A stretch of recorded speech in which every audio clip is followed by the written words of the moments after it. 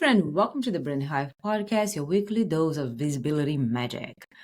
As you know, here's all about the quick wins. I'm not even going to do the whole intro anymore, right? We just want to boost your brand presence and business growth. Grab your coffee. Let's make your brand stand out because today we're going to be talking about 5 things that no one told you about becoming successful online. Before we continue, just a reminder, this podcast is brought to you by the Brand Hive community, network mixers, online and in-person workshops, content creation day, and so much more. Founders are joining for just $1 a month. You have nothing to lose. If you don't like it, it's just $1. You should absolutely join. Now let's go back to our 5 things nobody told you about becoming successful online. And I shall tell you because I like to be bold and truthful because I want you to succeed. So I'm not going to sugarcoat anything. First one, it's not about being consistent. You can use the same words, show up at the same time, use the same brand colors. If there's no strategy behind it, chances are you're going to fail.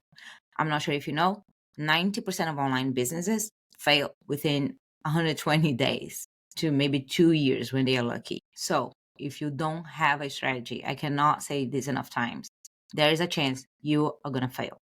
Number 2, it's not about showing up online. It's not about, oh, I show up daily. That's my plan. That's not a plan. That's just showing up. Because let me be honest with you, you can be there daily.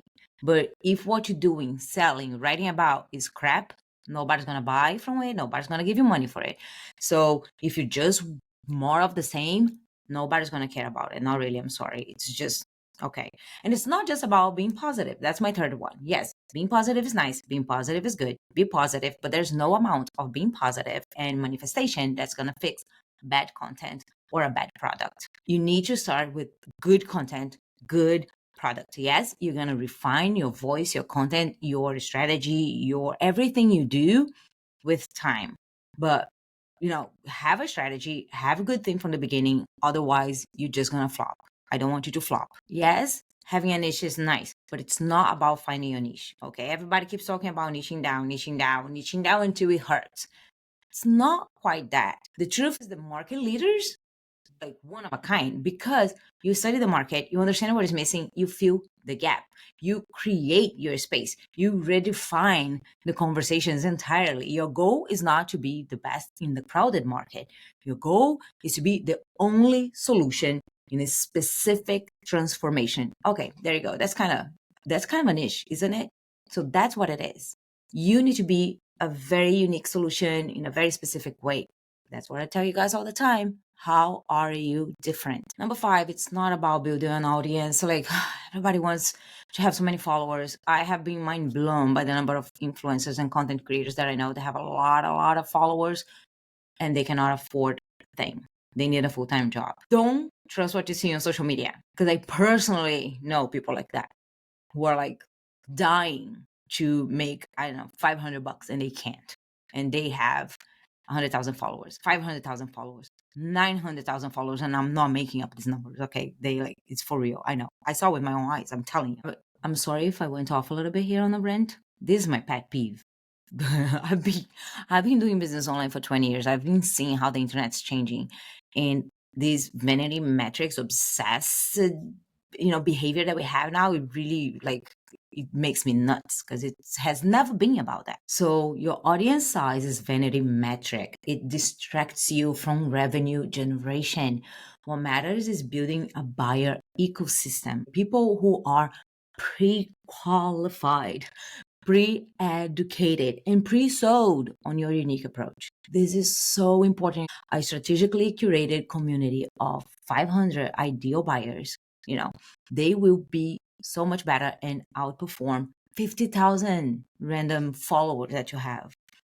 Everybody that buys from me or that join my community, not everybody, but the vast majority, they are people that already know me. We are a community before I even try to sell to them.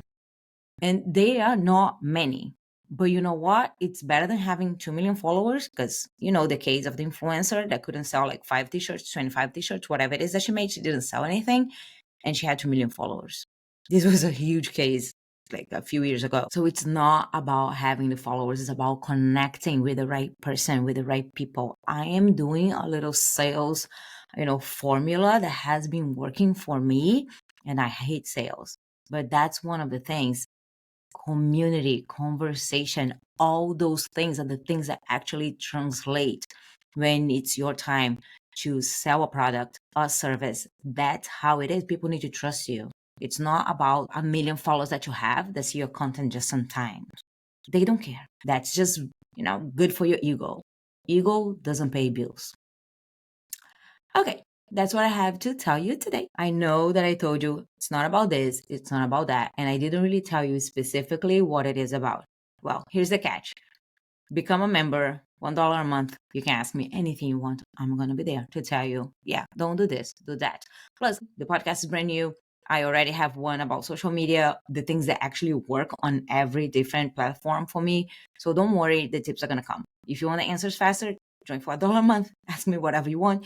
Go to www.brandhive.social, become a member, and again, you can ask me whatever you want. See you on the next episode. Ciao, ciao.